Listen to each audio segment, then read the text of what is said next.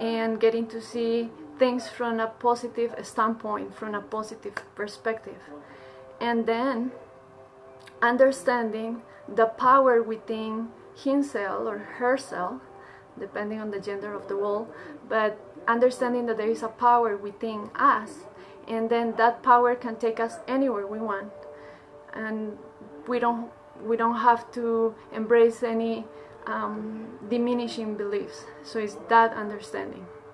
And then grandma says, or the little grandson asks, "Grandma, which wolf wins the battle?" And then grandma says, "The one that you feed." So that's beautiful. It's amazing. It's such a gorgeous way to represent this power that we have, and understanding that we need to feed constantly ourselves with positive things, with positive feedback, with positive information. He even discussed in the book how, for example, the news are so negative, and then we are giving constantly our brain information that is approached from a negative standpoint, then we are not able to maintain this vibration of positiveness. So that's the first takeaway that I want to share. The second element is acquiring a new perspective of life.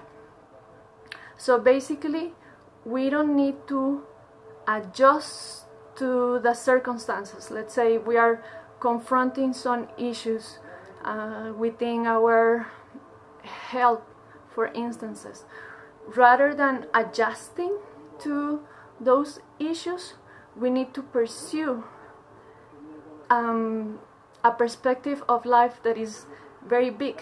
Instead of going towards the corner, we need to seek for greatness. And then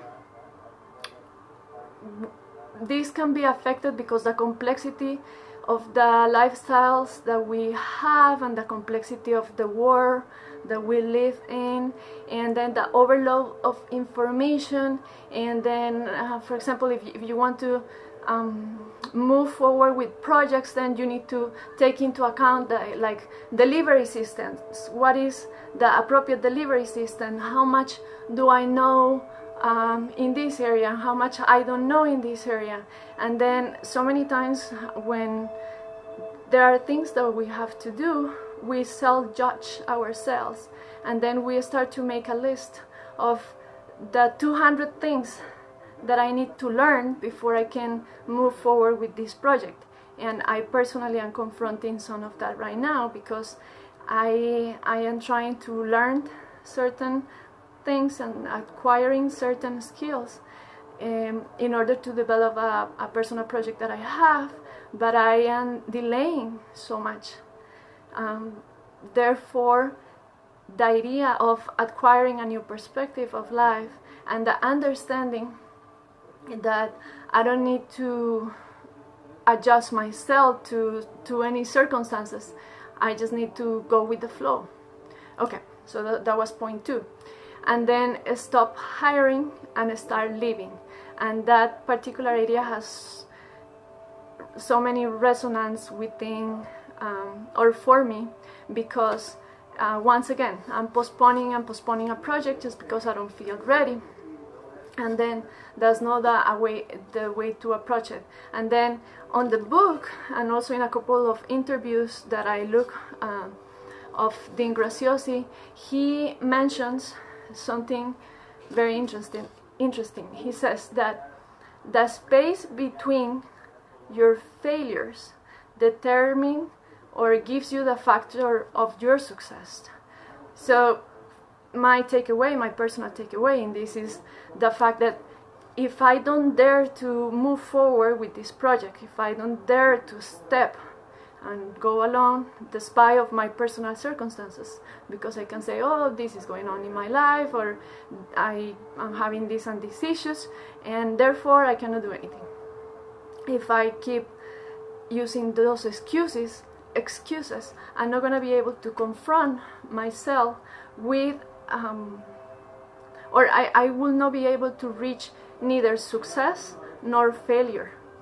And therefore, the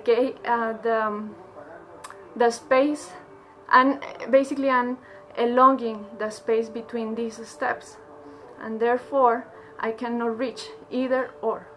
So by doing this live, somehow I am committing myself in front of the audience. I don't know who is going to watch this video, but in front of the audience, and say that I am committing to finally move forward with this and take the steps, the action steps that I need to in order to move forward with this project.